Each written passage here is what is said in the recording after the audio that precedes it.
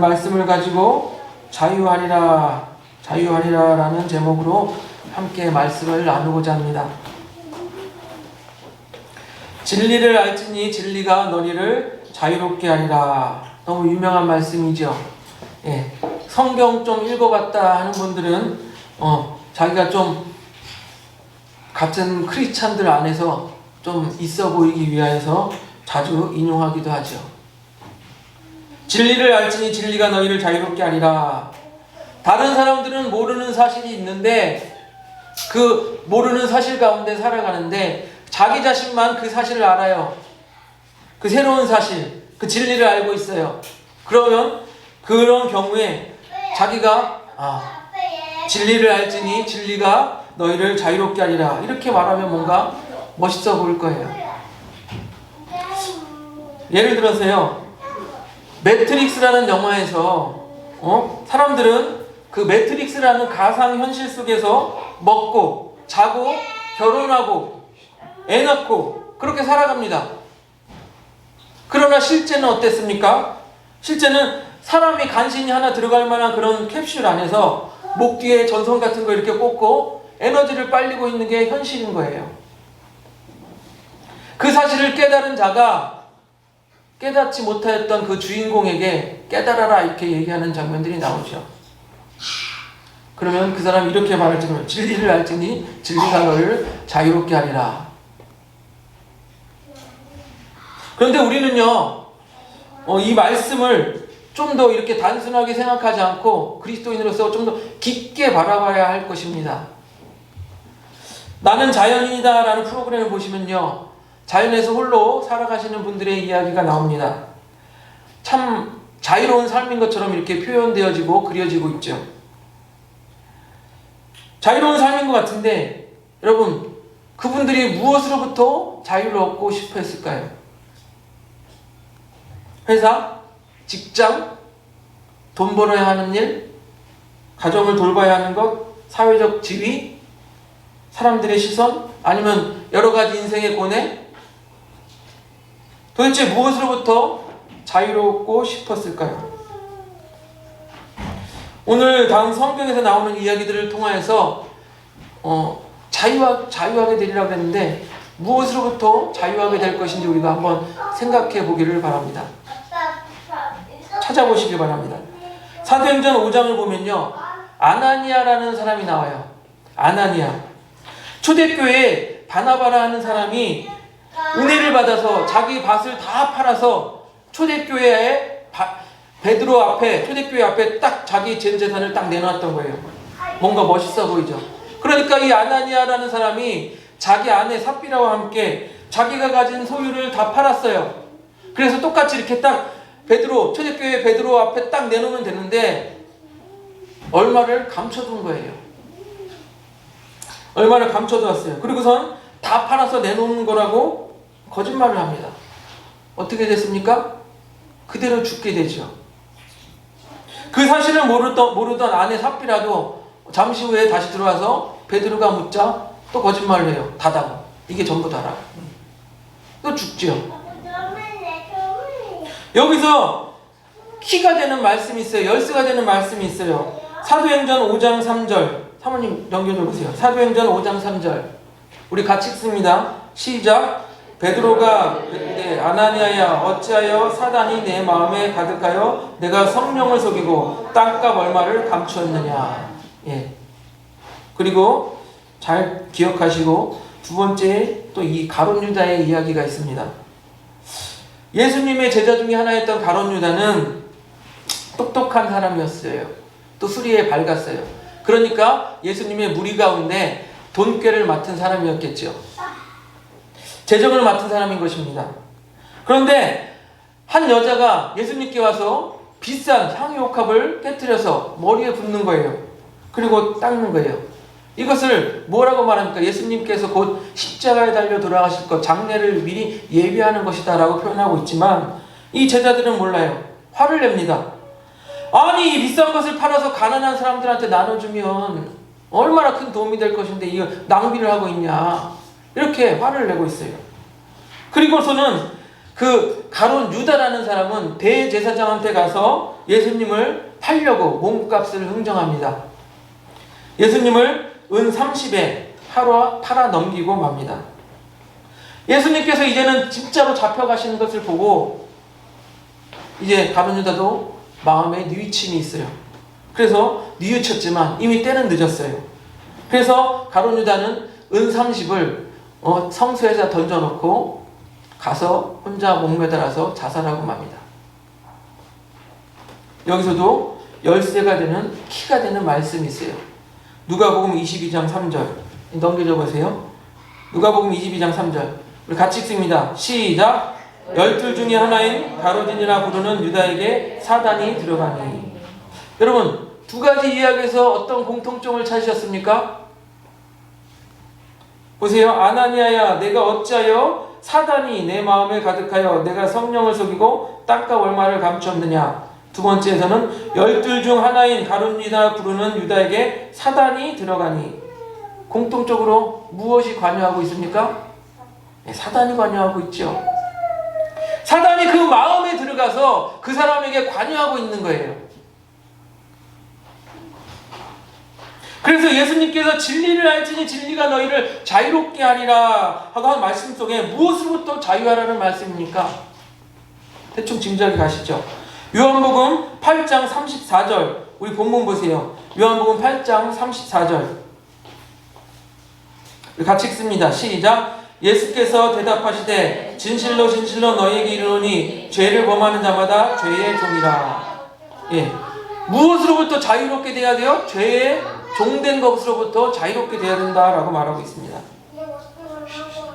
바로 우리가 죄로부터 자유롭게 돼야 된다. 그러면 진리를 알지니 진리가 너희를 자유롭게 하리라 할 때 뭐로부터 자유롭게 된다고요? 죄로부터 자유롭게 된다라는 거예요. 죄의 종된 것으로부터. 그런데 우리가 더 놀라운 사실은요. 우리가 죄의 종일 때 우리의 상태입니다. 우리의 상태. 우리가 죄의 종일 때 우리의 상태는 무엇입니까? 마귀의 자녀예요. 마귀의 자녀. 요한복음 8장 44절 본문에서 44절을 보세요. 8장 44절 찾으셨나요? 우리 같이 읽습니다. 시작. 너희는 너희 아비 마귀에게서 났으니 너희 아비의 욕심대로 너희도 행하고자 하느니라. 그는 처음부터 살인한 자요 진리가 그 속에 없으므로 진리에 서지 못하고 거짓을 말할 때마다 제 것으로 말하나니 이는 그가 거짓말쟁이요 거짓의 아비가 되었음이니라. 아멘. 마귀의 자녀라는 거예요. 우리의 상태가 마귀의 자녀로서 마귀가 원하는 일을 하는 거예요. 처음부터 살인한 자로서 살인을 해요. 거짓의 아버지의 그 말대로 거짓말을 마귀로서 거짓말을 일삼아서 해요. 진리에 서지 않습니다. 그러면 제가 앞에서 말씀드린 아나니아와 삽비라의 이야기에 한번 적용을 해보겠습니다. 그들이 자신의 소유를 다 팔아서 베드로 사도 앞에 놓았습니다. 그랬나요? 아니죠. 숨겼죠. 얼마를 감추었어요. 그리고 전부 자기가 판 것을 다 베드로 사도 앞에 내어놓은 것처럼 이야기를 했어요. 거짓말을 한 거예요. 거짓말을. 사도행전 5장 8절 한번 넘겨줘 보세요. 같이 읽습니다. 5장 8절 시작. 베드로가 이르되 그 땅 판값이 이것뿐이냐 내게 말하라 하니 이르되 예 이것뿐이라 하더라. 야 이게 다냐? 예 이게 다예요. 거짓말한 거예요. 거짓말. 분명 거짓말을 하고 있습니다. 마귀가 원하는 것이 아까 뭐라 그랬어요? 마귀의 자녀가 하는 게 뭐예요? 거짓말의 아비로서 거짓말을 하는 거예요. 그리고 3절에 분명 이렇게 말하고 있습니다. 네, 넘겨줘 보세요. 3절에 같이 읽습니다.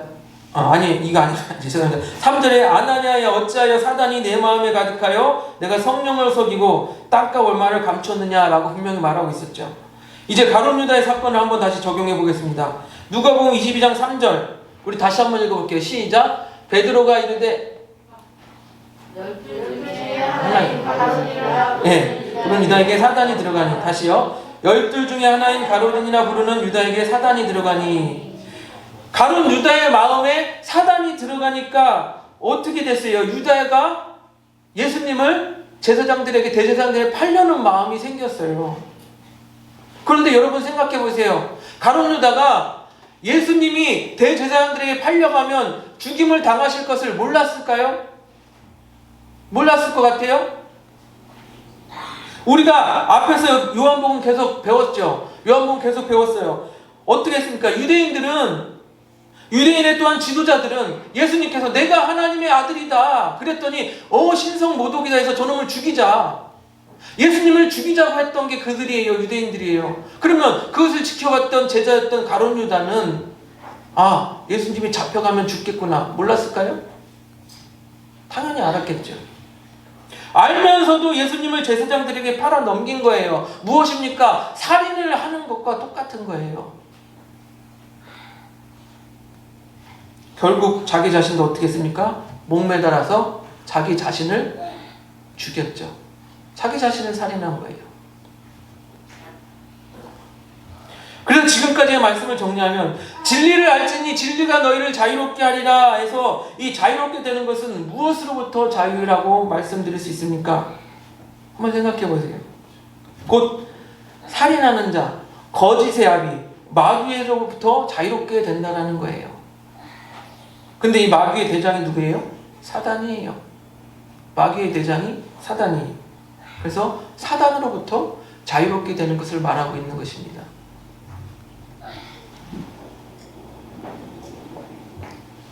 그렇다면 진리를 알아야 자유롭게 된다고 하는데 도대체 진리는 무엇입니까? 진리는 무엇입니까? 요한복음 8장 31절 우리 본문 보세요. 요한복음 8장 31절 우리 같이 읽습니다. 시작. 그러므로 예수께서 자기를 믿는 유대인들에게 이르시되 너희가 내 말에 거하면 참으로 내 제자가 되고 예수님의 말씀 안에 거하면 예수님의 제자가 된다고 했습니다. 그러면 그 진리를 알라고 그 다음 말씀이 바로 진리를 알라고 했는데 그러면 그 진리가 무엇이라고 우리가 생각해 볼 수 있습니까? 예수님의 말씀에 거하는 일. 예수님 말씀 안에 거하는 것이 진리를 아는 행위라고 우리는 생각해 볼 수 있습니다. 그래서 진리란 저를 보세요. 진리란 첫째 예수 그리스도 자신을 말합니다. 예수 그리스도 자신. 예수님 뭐라고 말씀하셨죠? 내가 곧 길이요 진리요 생명이니 라고 말씀하셨죠. 그러니까 진리란 예수 그리스도 자신을 말해요. 또 둘째 진리란 그리스도께서 가르치신 천국과 영생에 관한 내용입니다. 우리 다 아시는 것처럼 요한복음 3장 16절 한번 넘겨줘 보세요. 요한복음 3장 16절 우리 같이 읽습니다. 시작. 하나님이 세상을 이처럼 사랑하사 독생자를 주셨으니 이는 그를 믿는 자마다 멸망하지 않고 영생을 얻게 하려 하심이라. 예수 그리스도를 믿으면 멸망하지 않고 영생을 얻게 된다. 이게 바로 예수님께서 가르쳐주신 천국과 영생에 관한 내용이에요. 그럼 진리란 세 번째 그리스도의 십자가 복음의 진리를 말합니다. 십자가의 진리, 십자가의 복음의 진리. 갈라디아서 2장 20절 넘겨줘 보세요. 갈라디아서 2장 20절을 보세요. 우리 같이 읽습니다. 시작. 내가 그리스도와 함께 십자가에 못 박혔나니 그런즉 이제는 내가 사는 것이 아니요 오직 내 안에 그리스도께서 사시는 것이다. 이제 내가 육체 가운데 사는 것은 나를 사랑하사 나를 위하여 자기 자신을 버리신 하나님의 아들을 믿는 믿음 안에서 사는 것이다. 이제 우리가 어떻게 살아야 된다고요? 나를 사랑하사 나를 위하여 자기 자신을 버리신 십자가에 달려 돌아가신 예수 그리스도를 믿는 믿음 안에서 산다라고 말하고 있는 것입니다. 이게 복음이에요. 우리가 예수님과 예수님의 말씀에 대한 진리를 알아갈 때 그 진리가 어떻게 된다고요? 우리를 죄의 종, 또 사단의 종으로부터 우리를 그 매여있던 사단의 종으로 매여있던 우리를 자유롭게 한다. 그 말씀이에요. 그런데 문제가 있어요. 무슨 문제냐면 우리가 죄의 종으로 사탄의 종으로 매여있다라는 것을 인식하지 못하는 거예요. 알지 못하는 거예요. 요한복음 8장 33절 우리 본문 33절을 봅니다. 8장 33절 같이 읽습니다. 시작. 그들이 대답하되 우리가 아브라함의 자손이라 남의 종이 된 적이 없거늘 어찌하여 우리가 자유롭게 되리라 하느냐. 아멘. 유대인들은 뭐라 그럽니까? 우리가 종이 된 적이 없다. 종이 된 적이 없다. 맞습니다. 왜요? 그들은 정치적으로 남들한테 지배를 받아서 정치적으로 지배를 받은 적은 있지만 항상 종교적으로는 그 종교의 자유를 보장받았었어요. 자기들 스스로 이방신을 섬긴 적은 있어도 강제적으로 이방신을 섬기게 한 적은 없다라는 거예요. 그래서 그들은 그렇게 말할 수 있는 것이에요. 우리 영적으로 우리 종교 영적으로 남의 종이 된 적은 없어. 이렇게 말하고 있는 거예요. 하지만 예수님의 평가는 다릅니다. 그들을 뭐라고 말합니까? 마귀의 자식, 사단의 종이라고 평가하고 있습니다. 그래요. 이와 비슷하게 자기들이 사단의 종, 죄의 종인지 모르고 우리는 종이 된 적이 없다. 유대인들이 말하듯이 우리도 그렇습니다. 많은 사람들이 전도를 해도 그 복음 전도를 해도 전도를 받아들이지 못하는 이유가 무엇입니까? 바로 자기의 상태가 죄의 종, 사단의 종이라는 것을 알지 못하기 때문이에요. 생각해 보세요. 자기가 나는 죄의 종이야. 나는 사단의 종이야. 그럼 어떻게 해야 돼요? 빨리 죄의 종으로부터 사단의 종으로부터 벗어나야 되잖아요. 벗어나려면 누가 필요해? 예수 믿음이 필요해. 예수 믿어야지. 이렇게 되는데 자기가 죄의 종, 사단의 종이라는 걸 인식하지 못하니까, 알지 못하니까 예수 너나 믿어라 그러는 거예요. 필요 없다. 나 예수 안 믿어도 살아갈 수 있어. 왜요? 자기의 상태를 모르니까. 자기가 어떤 상태인지 모르니까 예수 필요 없어. 나 안 믿어도 돼. 여러분, 교회 다니는 사람도 마찬가지입니다. 교회 다니는 사람들도요, 대부분 교회 다니면서 신실하고 진짜 믿음을 가진 분들은 이제 예수 그리스도를 믿음으로 말미암아 죄의 종으로서 벗어나서 하나님의 아들이라 부르는, 하나님의 자녀라 부르는 그 아들의 권리를 가지고 살아가요. 그러나 교회는 다니지만 난 구원 받았는지 모르겠어. 나는 제대로 지금 믿음이 내가 제대로 믿고 있는지 믿음이 있는지 모르겠어. 이런 분들 가운데 왜 그런 마음을 갖게 되냐 생각해보면 자신의 상태를 모르는 거예요. 자기가 교회를 다니지만 내 상태가 죄의 종인지 사단의 종인지 아니면 하나님의 자녀인지 자신의 상태를 모르니까 어떤 마음을 가져요? 구원 받았는지 모르겠다. 내가 믿음이 있는지 모르겠다. 자기의 상태를 모르니까 예수님이 자기에게 필요한지 안 필요한지, 십자가가 나에게 필요한지 안 필요한지도 몰라요. 그러니까 예수님이 절실하게 필요하지 않는 것이죠. 그러니까 예수님을 절실하게 믿으려고 하지도 않는 것이고, 그러니까 교회 다니다가 교회 다녀봤자 뭐해, 의미가 없어, 이딴 소리를 하고 있는 거예요.